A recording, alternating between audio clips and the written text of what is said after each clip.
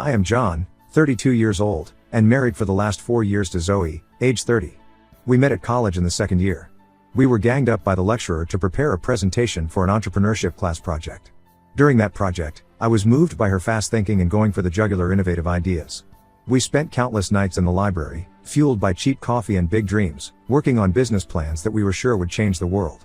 It had been extremely tough at first, post-graduation, when I had decided to open my own marketing agency. It was tough going at first. I worked from my parents' garage that first year, living on nothing but ramen noodles and determination. Zoe was my rock during this time. Even though she had taken a job at a big finance firm in the city, she'd spent her weekends helping me think of ideas and pitch to potential clients. Sure enough, things started to pick up, albeit rather slowly. First, a couple of small, local businesses turned into my clients. In another month, a mid-sized tech startup followed. Before I knew it, I had to start hiring employees, and then more employees. And here, 5 years down the line, I am so proud to say that Apex Marketing today has 15 family members, servicing the state. I married Zoe, and we finally married 2 years into my business journey. It was a small ceremony, we didn't have much money, but it was perfect for us. We promised we would always support each other's dreams, no matter what. And for the most part, we have kept that promise. The problem started 6 months ago when Zoe's older brother, Max, 35M, moved back into our city. In truth, I had only met Max a few times before, at our wedding and a couple of family Christmases, but Zoe had always spoken very highly of him. He was her childhood hero, the cool older brother who taught her how to ride a bike and stood up to bullies for her. Max had been a tech startup entrepreneur on the West Coast for a good decade. He was the type who was just going to make it big but for some reason didn't. Now he was unemployed again because his last venture had failed, and his debt was through the roof. Max called Zoe and told her that he was coming home to regroup and plan his next move. I was thrilled. I figured that it would be really good for Zoe to get a fresh start with her brother and was planning ways that we would be able to hang out with him. I even offered him the chance to stay with us for a few weeks until he finds an apartment. Time began to drag into weeks, and these weeks began to be some months. First, it was okay. Max was charming and full of stories about Silicon Valley. He would regale us with tales of the celebrity investors, the lavish launch parties. However, as time went on, I started to find some inconsistencies in his stories. Timelines were a bit off, and the names he was dropping seemed to change with each retelling. Max always found excuses about what was wrong. The apartment or job couldn't be found, rents were high or the market was tough. He was waiting to hear the results about some big opportunity. All the while, he sat in our house, playing video games on our big screen TV and ordering from the most expensive of takeout places on our dime, spending all his other time elsewhere, doing the same thing. I tried to be patient. I would remember how tough it had been when I was starting out, and I wanted to cut Max some slack, but it was getting pretty thin. Our grocery bills had at least doubled, our electricity bill was through the roof, and Max hadn't contributed a dime to anything. Zoe kept covering for him, saying he was under too much strain for a while now and he needed our help. I got it, but at some point, I felt like we were supporting a sense of entitlement. When I'd try to talk to Zoe about it, she'd get defensive. He's family, she'd say. We can't just throw him out on the street. The worst thing that could happen is that Max started taking an interest in my business. I was actually flattered for a minute there. He'd ask what I do, how I do it, what my strategies are, and how I deal with customers. So maybe he was going to try to get back out in the working world and was using me as inspiration, right? But then he started giving me unsolicited advice. He knew enough to criticize the marketing campaigns with which he said we were not cutting edge enough. He could prescribe for me all the things we could do with our website, which would have cost a bomb. He even tried to tell me how to manage my team, though he hadn't met them. I ignored him, but it was becoming irritating. After all, it is not like Max ever established a successful business himself. And he tried to instruct me on the subject. Gradually I started avoiding coming home early, preferring to stay in the office to avoid another episode of Max enlightening me about business. I finally had the migraine last week and decided to come home early. My head was pounding as I stepped into the house and heard Max's voice coming from the home office. He was using the phone to someone, on my computer. At first, I thought nothing of it, maybe he was finally job hunting. But then I heard him mention Mrs. Johnson's name. Mrs. Johnson is one of the biggest clients I have. She owns a chain of boutique hotels and was among the early business trend followers of Apex. To me, her account represents a serious chunk of our yearly revenues. My jaw hit the floor when Max told Mrs. Johnson he was now co-running the agency with me and had some exciting new ideas for her account. In other words, he was trying to hijack my client relationships. I burst into the office and Max went white. He hurriedly ended the call and tried to play it down as one big mistake. He admitted that he was just trying to help, that he thought he could throw some Silicon Valley innovation or relevance in there to light a fire under the idea. But I knew better. This wasn't a bumbling, well-meaning mistake. This was an attempt to ingratiate his way into my business. Who knows how long this had been going on? How many other clients had he contacted? I was furious. This was all the frustration that had been building up in me all these months. I told Max he needed to leave. Not just the office, but our house. I gave him 24 hours to pack his things and get out. He tried to argue that I was overreacting, that he was merely trying to help the family business grow. Family business? He had been living in my house for months without paying rent, providing nothing but criticism and empty promises. And now he had the nerve to claim my hard-earned success as a family business? Zoe had just walked in the middle of our argument. Shocked to the core at seeing us yelling at each other, I thought she would side with me when I told her what had happened. For this was our livelihood Max was messing with. But to my surprise, Zoe was livid with me. She accused me of being a child in my overreaction, of being unkind to her brother. She couldn't understand why I couldn't, or wouldn't, just work with him or even give him a chance. It was like she had forgotten all the late nights, all the sacrifices we'd made to get this business to where it is today. I tried to point out that Max had betrayed my trust and put my client relationships in danger, but Zoe wouldn't have it. She kept saying that must be some mistake, and Max would never mean to steal my business. It has been 3 days since that fateful meeting. Max is still here, imposed on my pleasure. He acts like an injured party, convinced that I am threatened by his supremely better business knowledge. Zoe is barely speaking to me, she is with him all the time, plotting ways of convincing me to let him stay. I feel like I'm taking crazy pills. Am I really the asshole for trying to protect my business and wanting to kick someone out who was trying to take advantage of my hospitality? How do I make Zoe understand her brother isn't who she thinks he is? Update 1. I am aware that it has been 2 weeks since I wrote my last entry, and in the interim, there has really been so much happening. Of all, I have to sincerely thank all of you for your advice and support. It really helped me put this into perspective and gave me the guts to act. Things were immediate and incredibly tense after my confrontation with Max. Zoe was still pissed off at me. She only ever said 2 words to me, commenting on my rough treatment of her baby brother. Max, on the other hand, became the professional victim. He would mope around the house, heaving big sighs and saying that he had really only tried to be help to the family. So, I decided to take a step back, gather more information before making a drastic move. I secretly spent a couple of days checking my business records, emails, and recent client interactions. What I found out made my blood run cold. So I called Mrs. Johnson, supposedly to check in after our last meeting. You already know, I told her in a semi-reverent sort of way, that I hoped that call was helpful that you had received from my associate. Mrs. Johnson sounded confused. Oh, you mean your brother-in-law? She said. He seemed nice, but I was a bit surprised when he started talking about completely overhauling our marketing strategy. My heart sank. I inquired of Mrs. Johnson how long ago this conversation had taken place. Oh, about 3 weeks ago, she replied. He's called a couple of times since then, actually. 3 weeks. 3 weeks Max had been contacting my clients behind my back. I thanked Mrs. Johnson and hastily bade goodbye. Then I began calling other clients. What I discovered was something so terrifying, a month-long history of Max talking to some of the largest clients I have. He introduced himself as our partner in his mouthful of acronyms for the very specific services that we did not even offer. One local restaurateur shared that Max promised him to create a revolutionary AI-driven menu optimization system. Another said Max was pitching a blockchain-based loyalty program. Of course, we couldn't and never intended to deliver any of those things. My head reeled. This was too much of a coincidence. And this was certainly no case of mistaken identity. This was sabotage, premeditated malignant intention. What for? To hurt my business from within. Armed with that, I knew I had to talk to Zoe. I found her inside folding clothes in our room. We need to talk, I started. It's about Max. Zoe sighed, she probably prepared for another argument.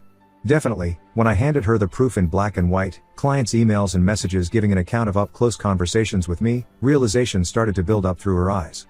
I don't understand, she murmured, sliding into bed. Why would he do this? I all but came to tears when she finally believed me, yet, at the same moment, great sadness for the pain this was obviously causing her washed over me with relief, finally. I don't know, but we can't let this continue. Zoe nodded slowly. Enough, she whispered. He has to leave. But when we confronted Max together, things got worse. At first, he tried to deny everything, saying that the clients misunderstood.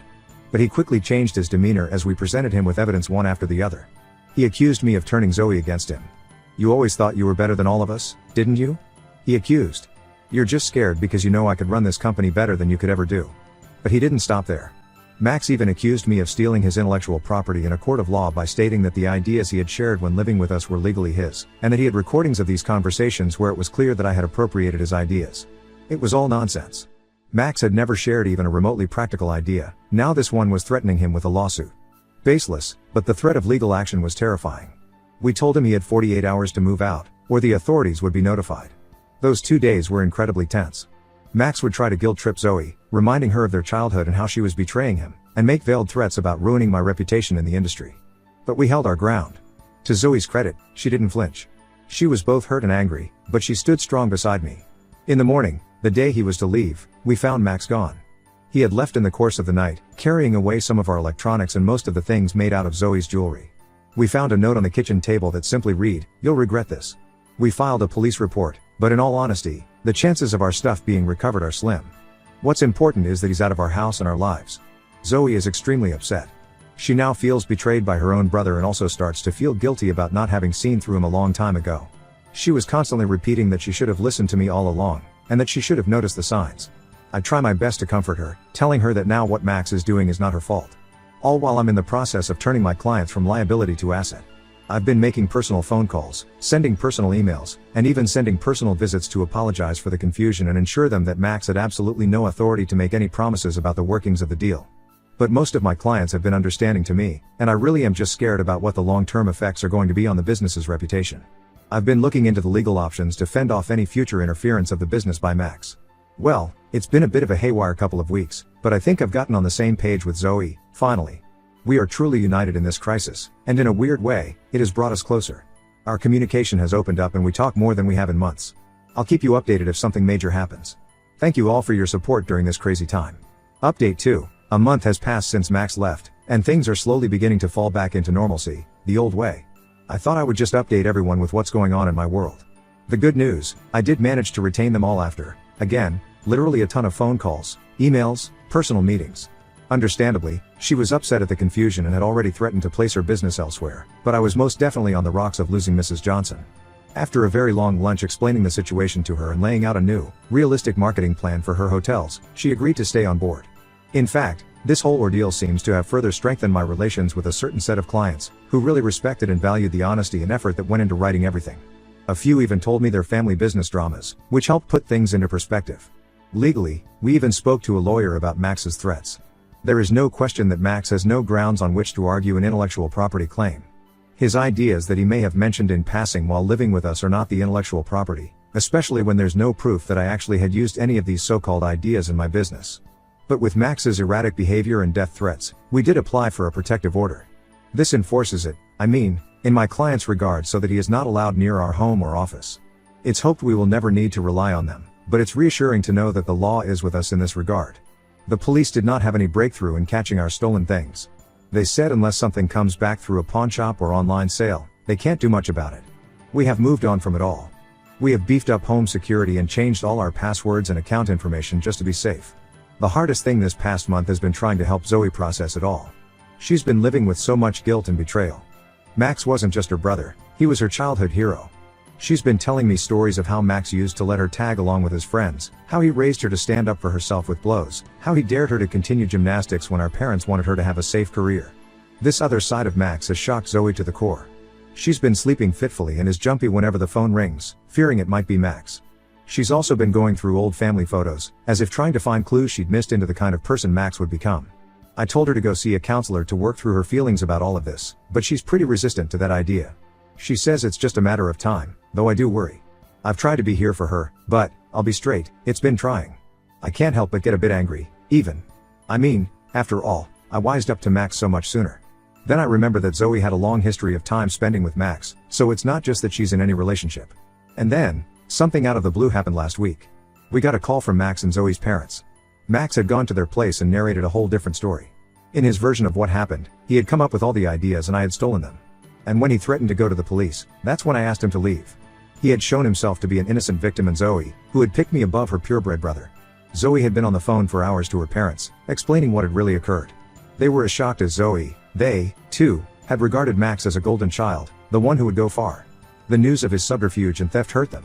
Luckily, at the end, they did believe us. It helped a lot that we showed them the evidence of Max's actions. They apologized for their son's actions and reassured us that if ever Max contacted them again, they would inform us. I saw that this was a really tough and tiresome conversation for Zoe, although I bet, in some ways, it brought a relief to her. It helped her to realize she was not the only one who had been duped by Max. As for my business, I've taken steps to prevent something like this from happening again. I have put very stringent privacy guidelines in place, and all my workers appreciate the need to button their lips about our clients. There is also an increased sense of caution about what and where I share things at home with respect to work. Pity it has to come to that before I can be careful in my own home, but it did. It has indeed been an awful month, but I am beginning to feel that very gradually things take a turn for the better. Certainly, Zoe and I are talking to each other as we never did previously, and though the experience was so painful, after all, it brought us so much closer together. So, we've had a lot of deep talks connected with belief, loyalty toward one another, family, and what lies ahead of us. I've also felt some positive changes towards my business. This crisis forced me to look hard at the operations I was conducting and at client relationships. I've also started to use new strategies that make it easier to communicate with the client and to conduct the flows of the processes. It sort of pushed me to do things that otherwise I would not have done. To be posted again shortly once something major happens with Max or legally. For now, we are moving on and healing in our personal lives and my business. Update 3, it's been 3 months since my last update, and I wanted to share some final developments in this saga. The biggest news is, Max was arrested 2 weeks ago. Not for anything relating to us, thankfully, but for trying the same scam on another small business owner in the neighboring city. Apparently, he had not learned his lesson and thought he could get away with it again. We learned this when we received a call from a detective. He had been investigating some recent activities of Max and had come up with our police report after he stole all our stuff. He wanted to learn if we would be willing to give a statement regarding our interactions with Max. It was through relating with Zoe that we agreed to cooperate with the inquiry. We spent one afternoon at the police station relating everything to the police. I found it exhausting, remembering everything, but at the same time relieving. The detective informed us that we weren't the only ones Max had tried to jack. There were at least 3 other cases they knew of, all following a similar pattern. Max would ingratiate himself with small business owners, push his way into their operations, and then either steal from them or take over their client relationships. Zoe took the news of Max's arrest hard. After the detective got off the phone with her, I found her crying it out in the bedroom. I keep thinking about when we were kids, she told me. How did he go from being my protective big brother to this? Little by little, though, I think that through the news in the days following, it sort of made Zoe at peace with everything.